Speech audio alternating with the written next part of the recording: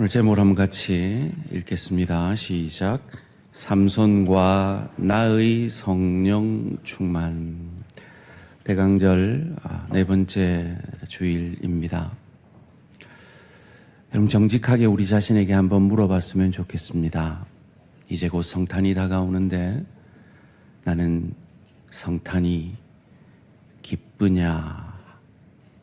나는 나에게 이 성탄은 기쁨이 되고 있는가?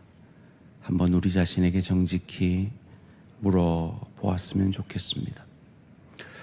제가 성탄이 될 때마다 이 질문을 하게 되는 이유는 제가 미국에 있을 때 제 친구 목사로부터 충격적인 고백을 들었기 때문입니다.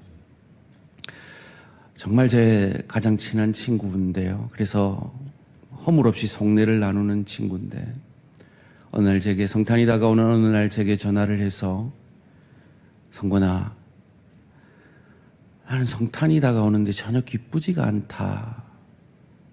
그 고백을 들었던 기억 때문입니다. 목사도 그럴 수 있다면 사랑하는 우리 지체들도 그럴 수 있겠다 싶어서 여쭙게 됩니다. 여러분, 성탄이 기쁘십니까? 오늘 우리 주일학교 아이들은 이런 제목으로 말씀을 받습니다. 삼손을 다시 강하게 하셨어요. 어떤 방법으로 삼손을 다시 강하게 하셨을까요? 삼손은 그 하나님의 방법을 통해 정말 강해졌을까요? 무엇을 했을까요? 하나님은 사사들을 강하게 하실 때 성령 충만함을 주셨는데 삼손에게도 그러셨을까요? 그렇다면 오늘 우리의 성령 충만과는 어떤 관계가 있을까요?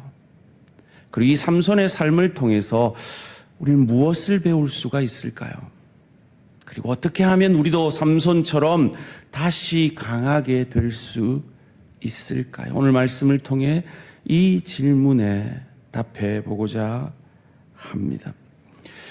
구약 시대에는요, 이 성령의 임재, 성령의 충만함은 특별한 사람에게 특별한 때에 일시적으로 나타났습니다. 오순절 성령 강림이 있은 이후부터 그리스도를 주로 고백하는 우리 모두는 성령 충만함을 언제든지 누릴 수 있었지만 이 구약 시대에 하나님의 사람들에게는 특별한 사람에게 특별한 시기에 특별한 방법으로 일시적으로 역사하셨습니다. 삼손이 그것을 우리에게 너무나 잘 보여주고 있습니다. 그렇다면 삼손은 그에게 성령의 충만함이, 성령의 임재가 있었을 때 어떤 행동을 했을까요? 그것을 우리에게 적용해 본다면 우리는 성령께서 우리를 만지실 때, 우리 안에 역사하실 때 어떻게 지금까지 반응해 왔습니까? 삼손에게 성령의 임재가 있었던 것을 기록한 성경은 4번 있습니다. 첫 번째 삼손의 성령 충만의 장면은 사사기 13장 24절 25절에서 이렇게 나옵니다. 그 여인이 아들을 낳음에 그의 이름을 삼손이라 하니라. 그 아이가 자라매 여호와께서 그에게 복을 주시더니 소라와 에스다롤 사이 마하네난에서 여호와의 영이 그를 움직이기 시작하셨더라.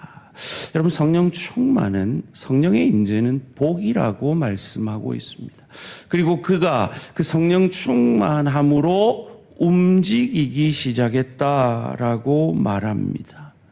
그리고 그는 그 첫 번째 성령 충만으로 무엇을 했을까요?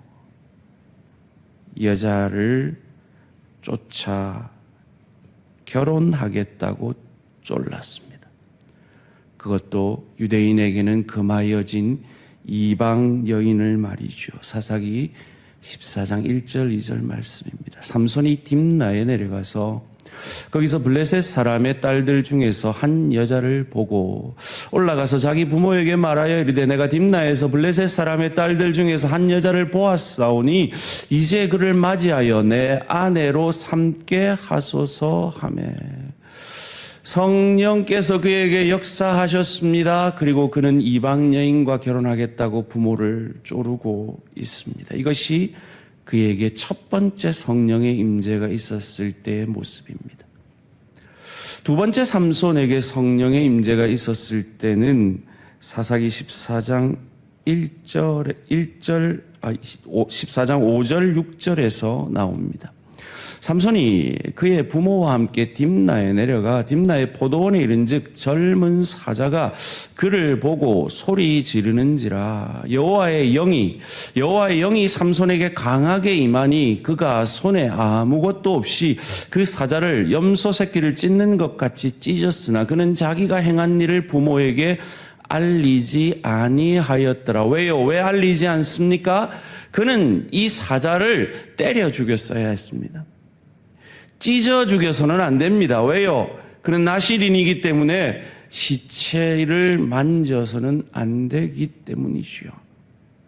그런데 그는 성령의 임재가 있었을 때 그 나실인의 서약을 시체를 만져서 안 되고 독주와 포도주를 멀리해야 하는 그 서약을 그는 성령이 충만할 때마다 깨고 있습니다. 그리고는 뭐 합니까? 이어지는 7절 말씀입니다. 그가 내려가서 그 여자와 말하니 그 여자가 삼손의 눈에 들었더라. 성령 충만한 직후에 그는 그 이방 여인에게 가서 그 이방 여인과 사랑에 빠지게 됩니다. 이것이 그가 두 번째 성령의 임재를 경험한 이후의 모습입니다. 세 번째 그에게 성령의 충만함이 임했을 때는 언제입니까?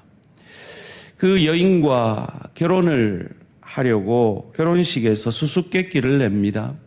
그리고 그 수수께끼를 풀지 못하자 그 이방 사람들이 그 신부 집안을 위협해서 협박해서 그 수수께끼의 답을 알아냅니다. 그래서 그 수수께끼에서 삼손이 지게 되죠. 약속한 그 보답을 하기 위해서 삼손에게 또 성령의 충만이 임했을 때 이런 모습으로 그에 나타납니다. 일곱째 날 해지기 전에 성읍 사람들이 삼손에게 이르되 무엇이 꿀보다 달겠으며 무엇이 사자보다 강하겠느냐 한지라 삼손이 그들에게 이르되 너희가 내 암송아지로 밭갈지 아니하였다면 내 수수께끼를 능히 풀지 못하였으리라 하니라. 여호와의 영이 삼손에게 갑자기 임하심에 삼손이 아스글론에 내려가서 그곳 사람 30명을 쳐 죽이고 노력하여 그 수수께끼 푼 자들에게 옷을 주고 심히 노하여 그의 아버지의 집으로 돌아갔고 여호와의 영이 임하여서 사람을 쳐 죽입니다. 시체를 또 손을 대는 거죠. 그리고 그 아내를 떠나버립니다. 이것이 세 번째 삼손이 성령 충만이 임했을 때입니다. 그는 성령 충만할 때마다 성령의 임재가 있을 때마다 나실인의 서약을 계속해서 어기고 있습니다. 네 번째 성령이 임재했을 때는 유대인들이 협박에 못 이겨서 삼손을 이방인들에게 넘겨준 그 직후에 일어난 일입니다. 사사기 15장 14절에서 16절 말씀 함께 읽습니다. 시작. 사람들이 그에게로 마주 나가며 소리 지를 때 여호와의 영이 삼손에게 갑자기 임하심에 그의 팔 위에 밧줄이 불탄 삼과 같이 그의 결박되었던 손에서 떨어진지라. 삼손이 나귀의 새 턱뼈를 보고 손을 내밀어 집어들고 그곳으로 1000명을 죽이고 이르되 나귀의 턱뼈로 한 더미 두 더미를 쌓았으며 나귀의 턱뼈로 내가 1000명을 죽였도다 하니라. 나귀의 새 턱뼈로, 이 영어 성경으로 그대로 번역하면 싱싱한 턱뼈로 1000명을 죽입니다. 여러분 왜 새 턱뼈라고 했을까요? 그는 막 죽인 시체에서 뽑아낸 거라는 거죠. 그는 성령 충만을 경험할 때마다 이처럼 나시린으로서 금했던 그 시체를 만지고 잔치에서 술을 먹고 했습니다. 그러면서 내가 1000명을 죽였다라고 자기 자랑을 하고 있습니다. 말씀드린 대로 이 구약 시대의 성령의 임재는 특별한 사람에게 특별한 시기에 임하는 큰 축복입니다.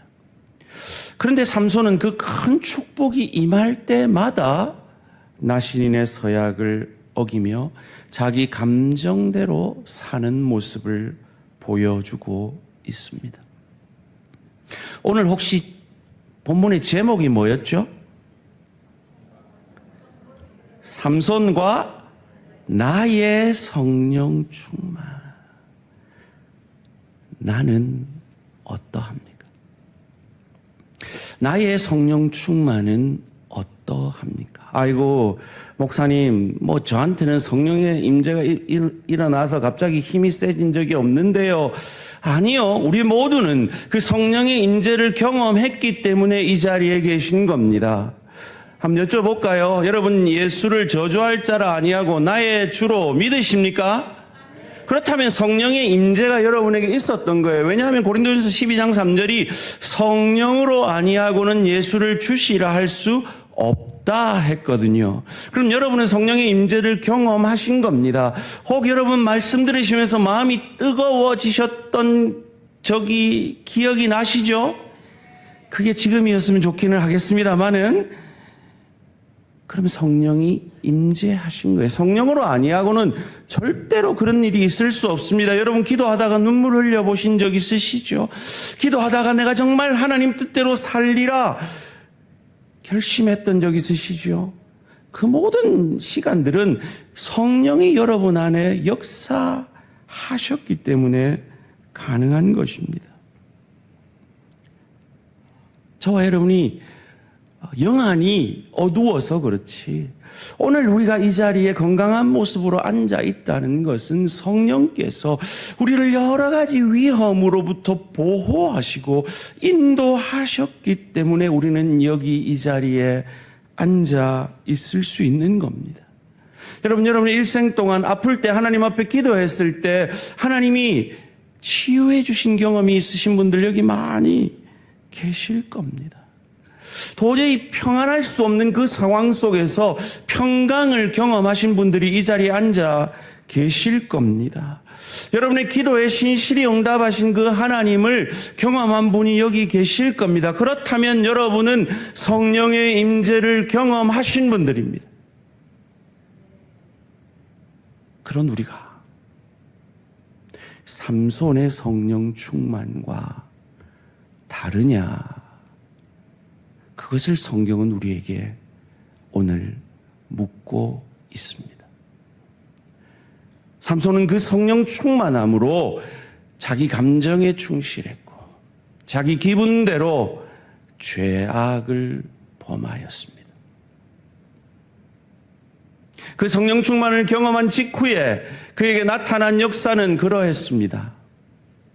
우리는 어떠합니까?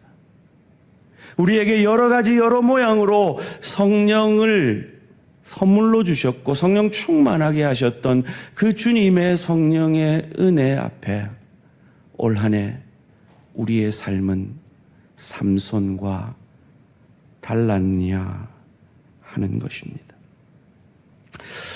저는 이 삼손의 말씀을 묵상하면서 이 삼손을 좀 인간적인 관점으로 한번 이해해 보려고 생각을 해 보았습니다. 저는요, 태어나 보니 목사 아들이었습니다. 그래서 저는 좀 나아요. 저희 6남매 중에 태어나 보니 목사 아들이었던 건 저 하나밖에 없어요. 다른 형 누나들은 태어나 보니 전도사 아들이었어요. 그래도 저는 저희 6남매 중에 유치원을 유일하게 졸업한 그 명문 은성유치원이라는 유치원을 유일하게 졸업한 자녀였습니다. 참 가난했습니다. 제가 초등학교 다닐 때 저희 누나 형이 3명이나 대학생이었어요. 그래서 저희 학교에서 우유 신청하라 그랬는데 그때 그 서울 우유 진짜 맛있었거든요. 근데 그거를 제가 엄마 신청해도 돼요? 안 된다. 대학생이 셋이다. 그래가지고 제가 그때 우유만 먹었어도 지금보다 키가 컸을 텐데 그랬습니다. 태어나 보니 목사 아들이었고요. 또 사택도 바로 옆이었어요. 태어나 보니 온 성도의 시선이 제게 다 집중이 되어 있었습니다. 조금만 뭐 잘못하면 목사 아들이라고 누군가 손가락질하고 야단칠 것 같은 그런 분위기 속에서 자라났습니다. 여러분, 우리 교육자들 자녀들이 옆에 사는데요, 절대 그러시면 안 돼요. 애는 애고 엄마는 엄마고 아빠는 아빠인 거예요. 똑같이 대해 주셔야 돼요. 근데 제 때는 목사 아들은 달라야 했어요. 우리 시대는요, 주일날 뭐 사먹으면 안 됐거든요.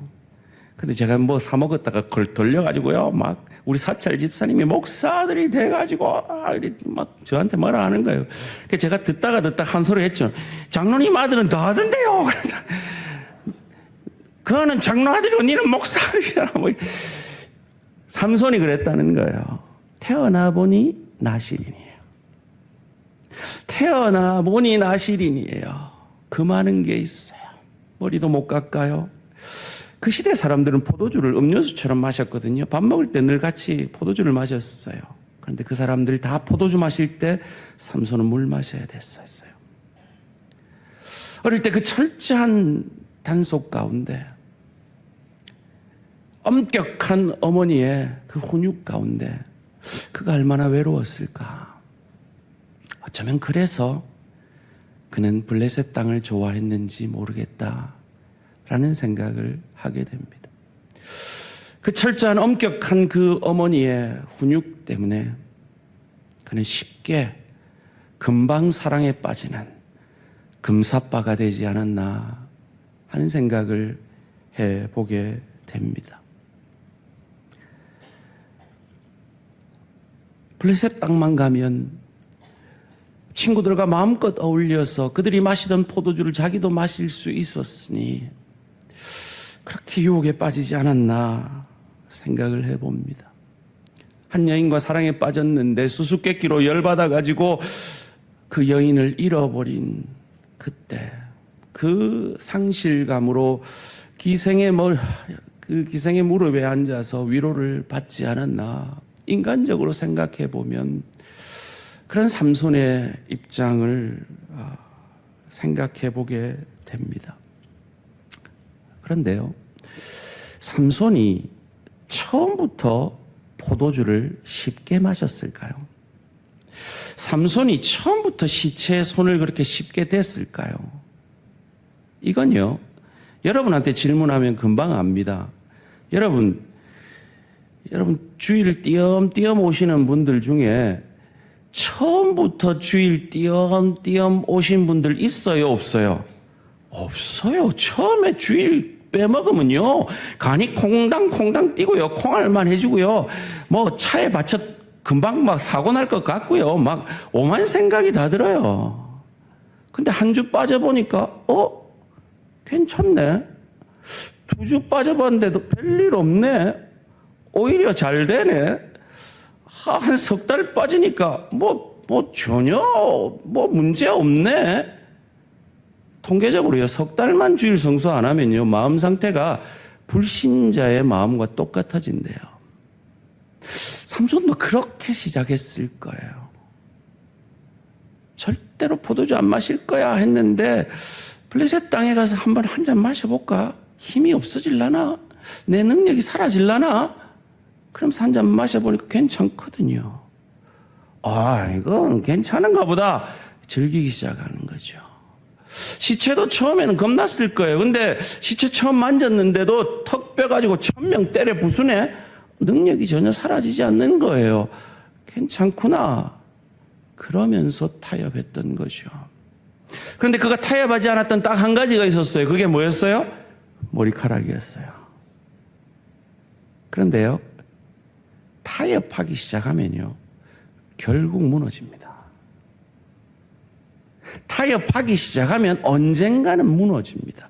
그 마지막 마지노선이 무너졌어요.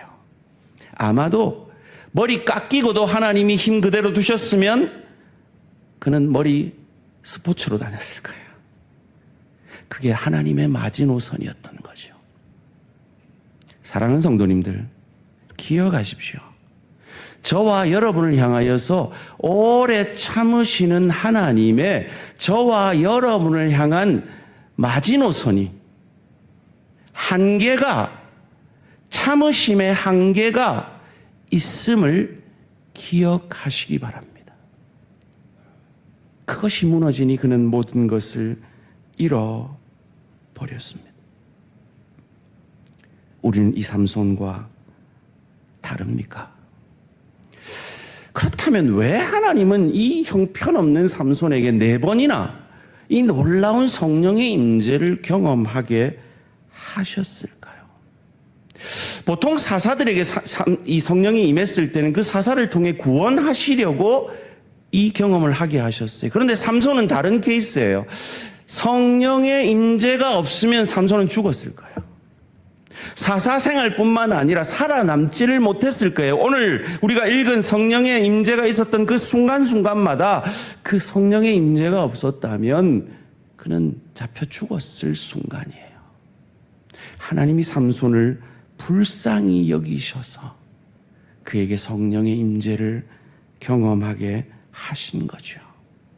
그 결과가, 하나님의 불쌍히 여기심의 결과가 놀랍게도 믿음의 조상들을 기록하고 있는 히브리서 11장에 삼손의 이름이 등장하게 하셨습니다. 히브리서 11장 32절 말씀 함께 읽습니다. 시작. 기드온, 바락, 삼손, 입다, 다윗 및 사무엘과 선지자들의 일을 말하려면 내게 시간이 부족하리로다. 여러분, 이거 대단하지 않습니까? 지금 삼손 옆에 누가 있습니까? 다윗이 있습니다. 그 옆에 누가 있습니까? 사무엘이 있습니다. 도대체 이 삼손이 다윗하고 나란히 이 믿음의 조상의 자리에 실릴 수준이냐고요. 그런데 어떻게 하나님은 삼손의 이름을 다윗 옆에 두시느냐 하는 겁니다. 나온 김에 다윗은 어떻게 성령 충만을 경험했고 그 성령 충만함은 그의 삶에 어떤 영향력을 미쳤는지 사무엘상 16장 13절이 이렇게 증언해 주고 있습니다. 사무엘이 기름 뿔병을 가져다가 그의 형제 중에서 그에게 부었더니 왕에게 기름 부은 그 장면이죠. 이날 이후로 다윗이 여호와의 영에게 크게 감동되니라. 사무엘이 떠나서 라마로 가니라. 이날 이후로 다윗은 여호와의 영에게 크게 감동된 상태로 살았다라는 것입니다. 성령 충만임이 이어졌다라는 것이죠. 도대체 이 삼손의 성령 임재와 이 다윗의 성령의 임재는 왜 이런 차이를 만들어내는 것일까요? 삼손은 성령 충만한 직후에 죄를 범했습니다. 그런데 다윗은 계속해서 이 성령 충만함을 유지했습니다. 이 차이가 무엇일까요? 우리의 삶에서 이 차이를 우리는 어떻게 삼손이 아니라 다윗처럼 경험할 수 있는 것일까요?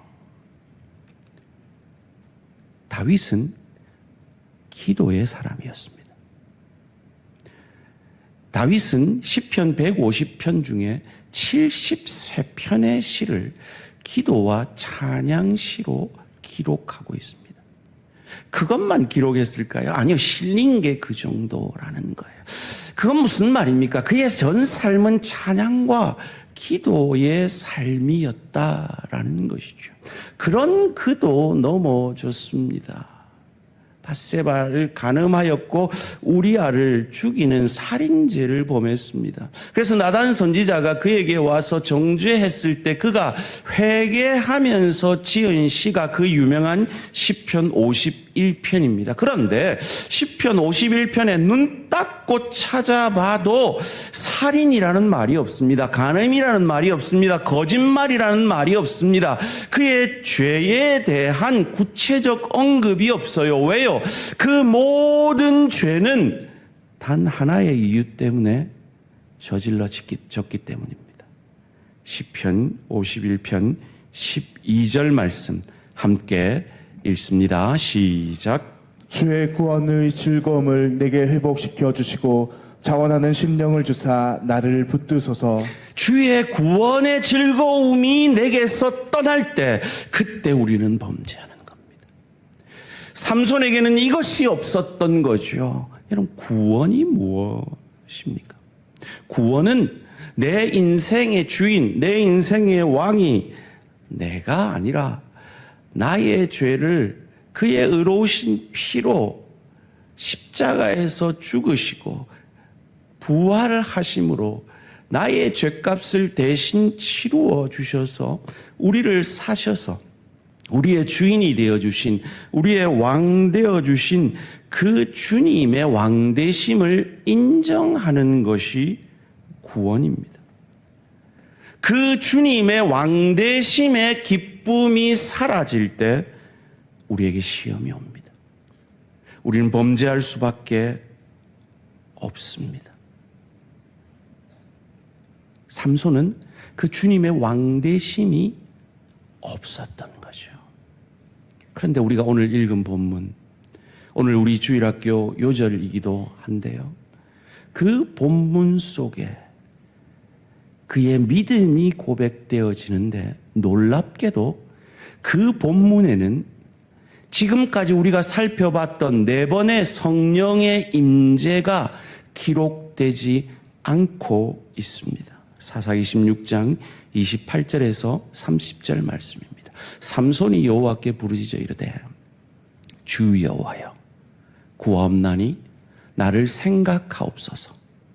하나님이여 구하옵나니 이번만 나를 강하게 하사 나의 두 눈을 뺀 블레셋 사람에게 원수를 단번에 갚게 하옵소서 하고, 삼손이 이 집을 버틴 두 기둥 가운데 하나는 왼손으로 하나는 오른손으로 껴 의지하고, 삼손이 이르되 블레셋 사람과 함께 죽기를 원하노라 하고 힘을 다하여 몸을 굽히매 그 집이 곧 무너져 그 안에 있는 모든 방백들과 온 백성에게 덮이니 삼손이 죽을 때 죽인 자가 살았을 때 죽인 자보다 더욱 많았더라.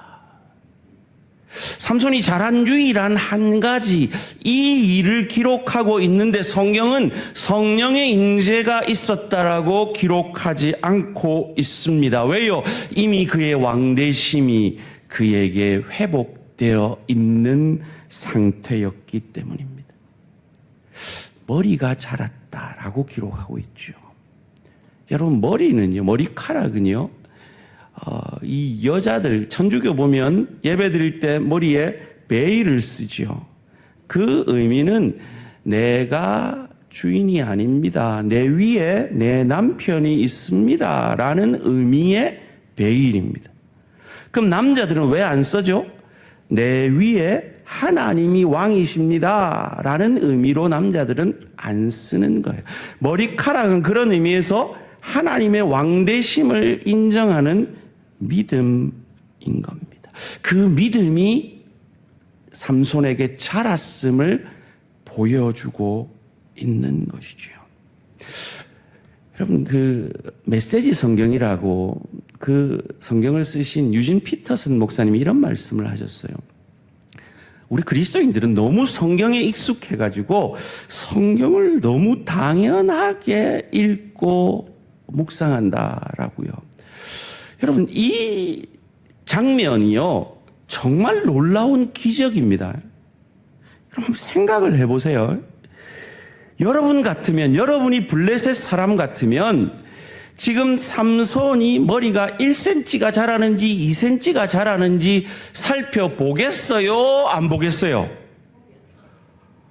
우리 현정자매도 보겠다잖아요. 그 상식이거든요. 근데 이 블레셋 사람들이 지금 삼손의 머리 상태를 살펴봐요? 안 봐요? 안 보고 있어요. 기적이에요. 거기 수천 명이 있었는데요. 기적이에요. 하나님의 놀라운 기적이에요. 이것보다 더 놀라운 기적은 뭔지 아세요? 여러분, 혹부리 영감 이야기 기억나시죠? 혹부리 영감이 노래를 잘했어요. 도깨비가 뭐 때문에 노래를 잘했다고 생각했죠? 혹 때문에요. 자, 삼손이 그 당시 남자들하고 달리 머리 치렁치렁하게 그냥 기르고 다녀요. 저 인간 힘이 어디서 날까? 다른 사람들하고 다른 건 뭐 하나밖에 없어요. 머리카락 긴 거밖에 없어요. 근데 이 사람들이 그의 힘의 근원이 머리인지 알아요, 몰라요? 몰라요. 이건 놀라운 기적이에요. 소원합니다. 우리 대항의 모든 성도들의 사업과 일터와 하는 모든 일들 가운데 이 기적이 있어지기를 주님의 이름으로 축원합니다. 이 놀라운 기적이에요. 하나님이 이렇게 역사하시고 삼손을 보호하시고 인도하고 계신 거죠. 그런데 오늘 이 히브리서 11장에 삼손의 이름이 기록되었다는 건 저와 여러분에게 얼마나 큰 소망인지 몰라요. 여러분, 삼손 얼마나 한심한 인생 살았습니까? 누구처럼요? 남들은 모르지만 내가 아는 내 과거처럼요. 그런데요, 하나님은요, 우리가 잘못한 거 기억하시는 하나님이 아니라 우리가 잘한 것 하나 기억해 주시는 하나님인 것 믿으시기를 주님의 이름으로 축원합니다. 특별히 언제 잘해야 되느냐? 마지막에 잘해야 돼요. 마지막에 삼손이 잘한 이 하나로 믿음의 장에 실리고 있어요. 여러분, 옆 사람에게 이렇게 고백합시다. 마지막에만 잘하면 됩니다. 이렇게 고백합시다.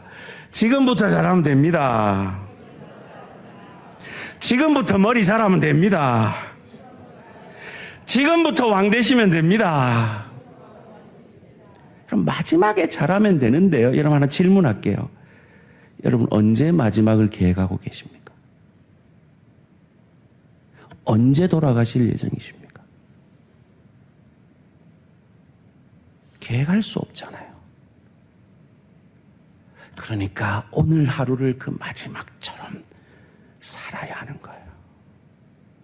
오늘 이 설교가 제 마지막 설교인 것처럼 지금 제가 하려고 노력하고 있는 것처럼요.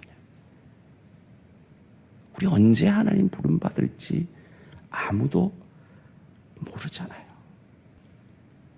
그 마지막을 잘 살려면 삼손의 성령 충만이 아니라 다윗의 성령 충만함대로 살려면 그 비결은 기도입니다.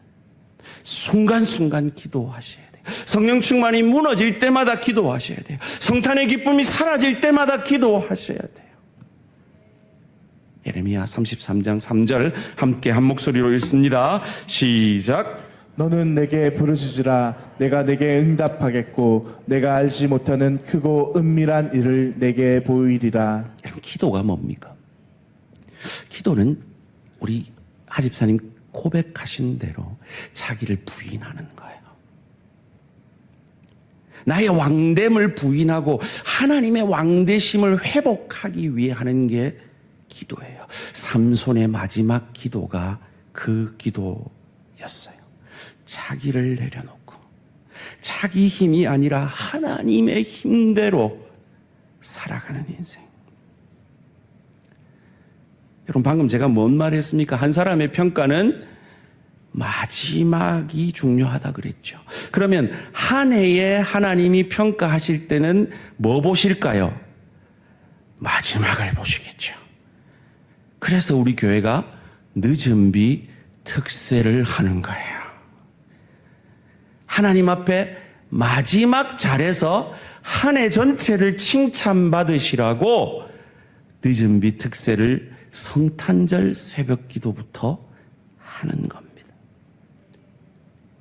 마지막에 잘하셔서 칭찬받으시고 마지막에 나의 왕됨을 내려놓고 성령 충만함의 그 경험을 연말연시에 하시게 되시기를 주님의 이름으로 축원합니다.